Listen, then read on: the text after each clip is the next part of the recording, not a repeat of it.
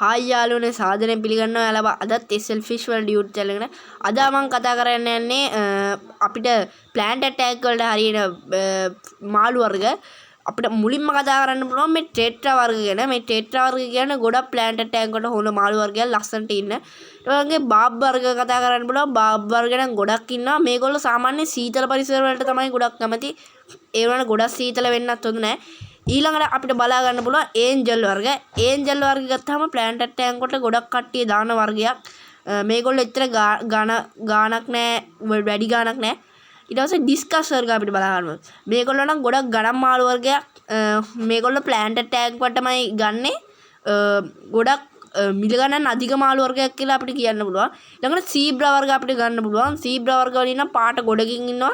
ඔයගොල්ලෝ හැමෝම වගේ ඇති කරලා ඇති මේ සීබ්‍රා වර්ග ඊට පස්සේ අපිට ගන්න පුළුවන් ටාස් බ්‍රා වර්ග මේගොල්ලෝ නම් පොඩ්ඩක් චූටි මාළු වර්ගයක් හැබැයි ලස්සනයි ගොඩක් මේගොල්ලන්ගේ තිත් තමයි ගොඩක් තියෙන්නේ ශරීරයේ පුරාම ඊට පස්සේ අපිට ගන්න පුළුවන් රේන්බෝ වර්ග කියනවා රේන්බෝ ෂාක්ලා ඒ වගේ ගොඩක් මාළු ගන්න පුළුවන් මේ ඉන්නේ ඒ වගේ රේන්බෝ කට්ටියලා මේ නම් මේගොල්ලෝ නම් අපිට ගොඩක් දකින්න වෙන්නේ නැහැ රේන්බෝ ෂාක්ලා වගේ තමයි අපිට ගොඩක් බලා ගන්න පුළුවන් වෙන්නේ එහෙනම් මගේ වීඩියෝ එක වැදගත් වෙන්නේ නැති කියලා මම හිතනවා ඕගොල්ලන්ට.